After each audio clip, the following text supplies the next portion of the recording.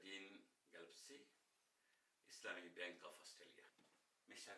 Gillespie, what is the demand for Islamic Bank in Australia? Yeah, it's good to see you, and thank you for having me on the program.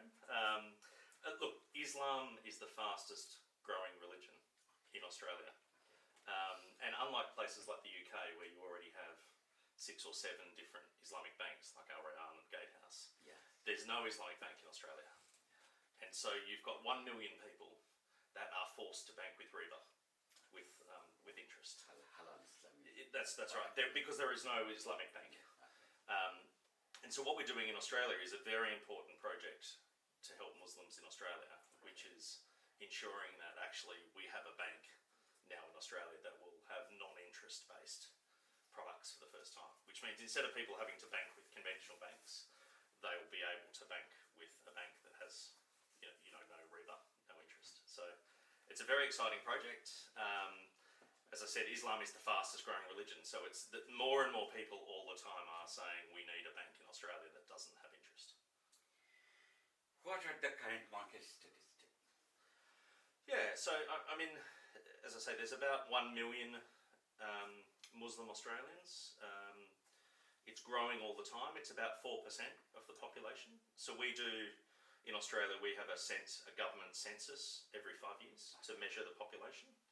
And it's gone from, if you went back 15 years or so, it was probably 1.8%, 2%, 2.5, 3. Up to almost 4%, 4%, yeah, 3.8, 4% now. So it's just getting bigger and bigger, and most Muslims in Australia are actually quite young, sort of between 20 and 40 years old. So they have families and kids growing up and the like. But in Australia you have about 100 banks. There's a lot of banks. There's 4 big banks in Australia, but as I said, all of those banks have interest. You have to have interest, and so we need a bank in Australia for the first time that won't have riba. So it's a good initiative. How is religious freedom upheld for Muslims like other European countries, Canada or United Kingdom? Yeah, I mean, the first thing is Australia is very multicultural. So if you look at the UK, 17% of people were born overseas. In Australia, 32% were born overseas. That means it's proven. Absolutely, yeah. We are very, very used to being multicultural, and even under the Constitution of Australia, the highest law, you cannot discriminate on religion. So the government can never discriminate on religion. So Australia is very used to dealing with different cultural groups and diversity. And we have people from, Malaysia, Bangladesh, India, China. Lots of Bangladeshi. Lots of Bangladeshi. We have very big Bangladeshi community. And few people are very rich. That means well established. Yeah, very well established. And so Australia is a very good, stable place. And that we have the rule of law, democracy. It's all very stable. So it's a good place to do business. And is there equal fairness in education and employment? Yeah, we do. So as I say, you cannot discriminate on religion at all in Australia. It's banned. So Muslims have the same treatment as non-Muslims in Australia. But even, we have a lot of educational opportunity. The United Nations has a Human Development Index which ranks all the countries. We're 7th in the world in terms of kind of education, health, in terms of quality of living there. So it's a very well-regarded community, and the discrimination is not there. It's people are very used to dealing with people from Bangladesh or China or India, because we have 30% of people are from overseas. So Australians wake up in the morning and we're very used to dealing with people from overseas. Yeah. That means rights regardless racism, race, religion, or any. Yeah. Look, I think you always have some small element of the community that are racist. Unfortunately, it's just everywhere is the same. But it's not a thing generally. Most Australians are very fair people. The other thing I said, 32% were born overseas. more than 50% have a parent, like mum or dad, Yeah. from overseas. Yeah. So more than half have one parent that is from overseas. So most Australians are not racist because they have a parent maybe that is from... What about opportunity for investment foreigners? Yes. Yeah, look, absolutely. I mean, one of the great things about Australia is we're AAA rated by the credit bureaus, you know, Standard & Poor's, Fitch, Moody's. You know, the UK is UK is AA, US is AA+. We're AAA. We're like Singapore. We are literally one of the safest countries in the world to invest. And so we get a lot of people that are constantly wanting to invest into Australia. Are you thinking or expecting investment from UK or Middle East? Yeah. So in starting the bank, we had to start with a blank piece of paper. Okay. And so we're very lucky. We've got a great investor already from Dubai, from the UAE. Okay. And we've got an investor from even here in London that has put money That means some investor already committed with you. Yeah, absolutely. Already. And they are foreigners. Yeah, from the UAE, we have a lot actually. We have some from Bangladesh, Okay. quite a few from Bangladesh and England and the UAE and other places. So we're always looking for investment in the bank. And most people, you know, from their heart, they want to help the Islamic community and help It's a commitment. commitments in Australia from a religious perspective. And so it's we're always looking for investment overseas, but yeah, people have been very happy to help. Do you have any offer for communities, interested people for UK or others? Yeah, look, if people were interested in the community in investing us, we'd be happy to have a chat around how they could do that. We've generally tried to talk to larger investors, particularly other Islamic banks. We've talked to, there's obviously a lot of Islamic banks around the world that have a lot of experience. We talked to, for example, we have an agreement with a bank in Sri Lanka that helps us out quite a lot, Amana Bank. Fine, yes. Who's a very good bank. Reputable bank. Yeah, very, very good bank. But we're always looking, obviously, for different partners, around the world. So.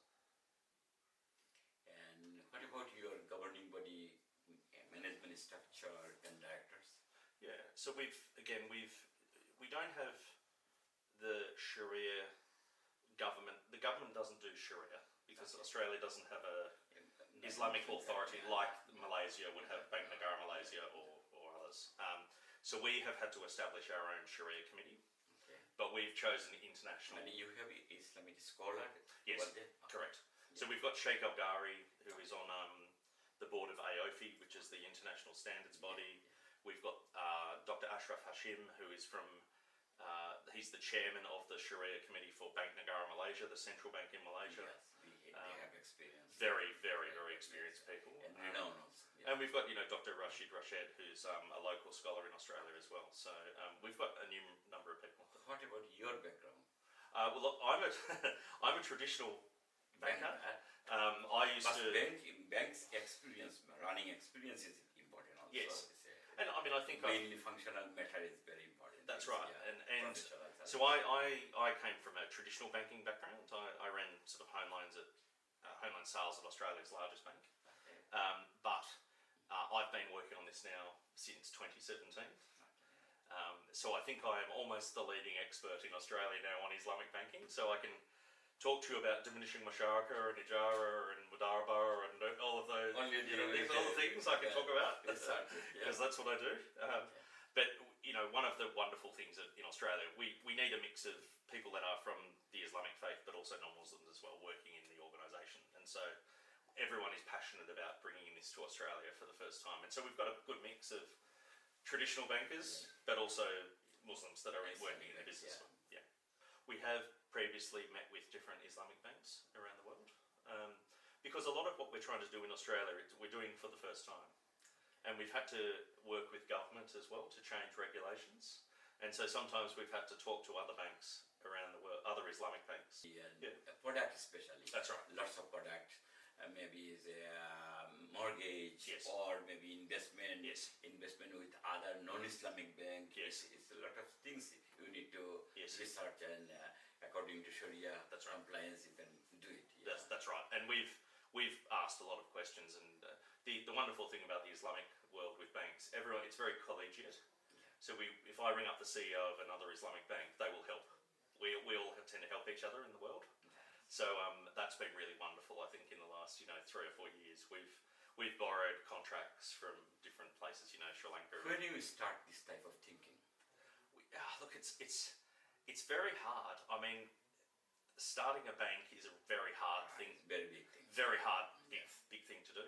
And the first part we had to do was, because we had this dream of starting it, we didn't have any real money. We had to raise money. So that was when we went to this wonderful shareholder called Abreco Enterprises in Dubai, and they put in the money initially to start.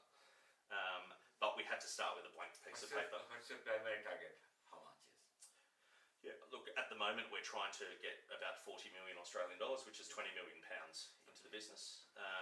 And so we basically have built the bank now. So we've got a SWIFT code, we've got I suppose a sort code, you call it in the UK, we call it a BSB in Australia. So we have a bank, we've got cards and everything, but we're just trying to really get the money in now to try and allow us to really power and launch. So it's challenging to raise money. It's we've worked through a lot of challenges like COVID and going around the world and trying to get money into the organisation, but it's a very exciting business and it will just grow and grow from here. After a few years' experience, what is your expectation now? Yeah, look, I think we will raise the money. I've got no doubt, because, as I said before, the underlying business, the underlying market is getting bigger and bigger every day. There's more Muslims tomorrow morning. There'll be more Muslims than there were today, and on the next day it will just keep going like this.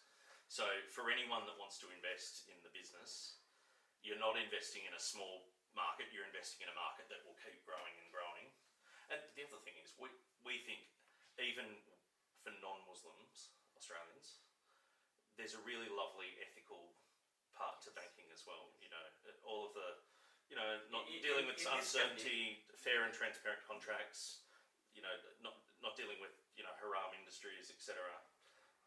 And that appeals to everyone, not just Muslim Australians. In UK, we've seen lots of evidence, non-Muslim businessmen, they are involved with Islamic Bank. They are good customers and an investor also. Yeah. That's why Australia maybe within a short time people understand That's right. the benefit of this type of investment and return. Yes, and we have a lot of people on our waiting list. 15,000 people waiting, and some of them ring us up and say, "Look, I'm forgive me, white Australian non-Muslim, but I went and lived in Dubai for 10 years, and I got used to Islamic banking, and now I've come back to Australia.